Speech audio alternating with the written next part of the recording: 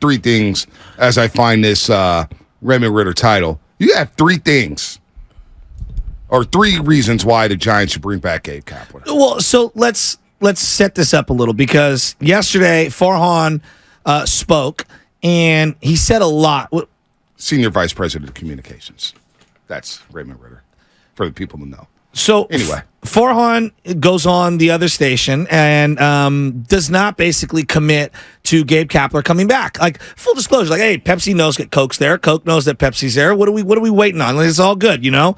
I'm just being honest. Like the guy spoke, I wanted to hear it, and he's been under the firing squad from the media, which is interesting to me because we waited till like a week before the end of the season, and now we're gonna just bring out the machine guns. Where was this vitriol and outrage throughout the regular season when things were really, bad? Yeah. And essentially, he says that he's not going to commit to Gabe Kapler coming back and that he's open to changes across the board, philosophically, organizationally, etc. Now, I hear all that, and I'm like, well, I don't think you're the man for the job. Yeah. But we'll get to that in a second. Shasky, we kind of knew that Gabe Kapler, 2 years ago, 3 years ago, that if anything went down, then the Giants went down the drain and they struggled to get to 500, Kapler would be the built-in fall guy. Mm-hmm. Everybody was under that assumption, I would believe. I mean, if you're a blind, you could see that Kapler would be set up to be the fall guy. And it sounds like it's setting up to be just that after the weekend. His exact quote, I just think we have to look at everything. There's certainly a time and a place for everything. I've been talking to a few people about how 162 games is a grind, and we want our players to be comfortable being able to wash off some of the tough losses, things like that. But when you're in do-or-die games, like those games in Arizona, you want them to feel different. And I think we're really going to have to ask ourselves if we're prepared to sort of elevate our level of focus and play those games that really matter down the stretch. That's what Farhan was saying when they were talking about how you're going to evaluate yourself. And I'm saying to myself, all right, I'm Gabe Kapler. Right. I don't even think Gabe Kapler's a great manager. No. But I think he's done a good enough job, given the stuff that you've given him, to retain his job. Well, let me ask you. Farhan writes out the lineup card, correct? Well, that brings me to my 3 points. Yeah, okay. He writes out the lineup card. Uh-huh. He gives it to Gabe Kapler. He gives him all the strategy for the in-game stuff against that particular opponent. So why is Kapler getting fired? He's doing what Farhan wants him to do. Exactly what he wants him to do. Kind of like a Kyle Shanahan quarterback, right? I tell you to throw here, you throw there. If you don't throw there, I'm going to be ticked off, and we're going to be looking for replacements, right? You're bringing me right to the water, and let's go fishing. Let's do this. Like 3 points on why Gabe Kapler should. To me, this is not on Gabe. And number one, okay, the first one. They overachieved this year. They are a team led by Wilmer Flores. Say that out loud. Who in America, and we all like Wilmer, who in America thinks a team led by Wilmer Flores is dragging you to the playoffs?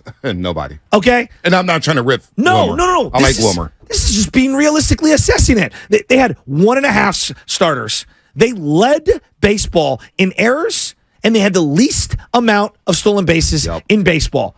Okay? That is not a manager issue. That is a roster issue. Let me give you your top 10 paid players for this year. Jock Peterson, Michael Conforto, Alex Wood, Sean Manaea, Ross Stripling, Taylor Rogers, Mitch Haniger, Wilmer Flores, Mike Yastrzemski, and we get down to Logan Webb. Wow.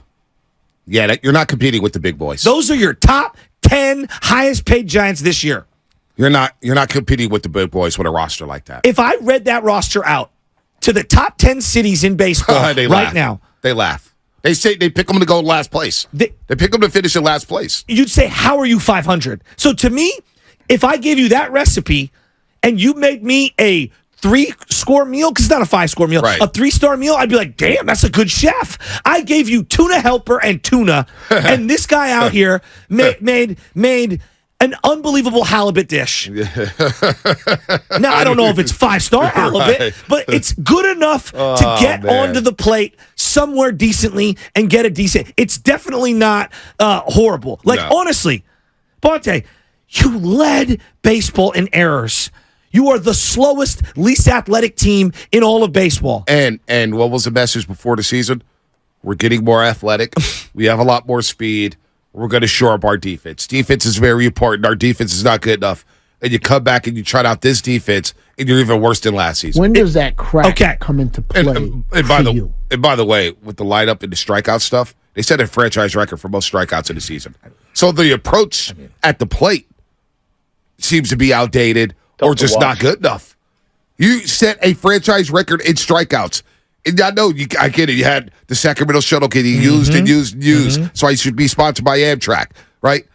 But your approach at the plate was even. So defensively, you have the most errors. Yes. You set a franchise record for strikeouts. And this is all Farhan's plan. This is his baby, right? 100%. 100%. I think the biggest frustration for me as a Giants fan, this is point number 2. Right into point number 2. Number 2.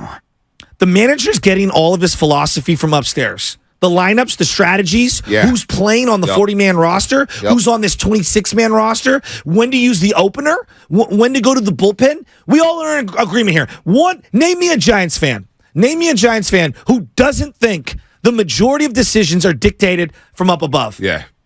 Every Giants fan knows that Farhan's running the show. And it's been indecisive since the jump. Right before the season started, they made a slew of moves for Matt Beattie, who didn't even play for you. Wow. At the deadline, your big acquisition, A.J. Pollock, to help Kapler out and to help those guys in that.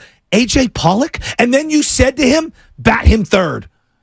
He went 0 for 6 as a Giant. I can't believe that. They did bat A.J. Pollock third. You think they Gabe did bat him Kapler, third? You my really God. think Gabe Kapler walked into that clubhouse and said, hey, guys, our new acquisition, A.J. Pollock's going to bat third? Like, you really think that? I don't, right? You hired Farhan because you thought Bochy's ways were out of touch, and we were going to soar into the new era of baseball with this we shift on everything philosophy. We're going to mash. We're going to find hitters. He hasn't done any of those things.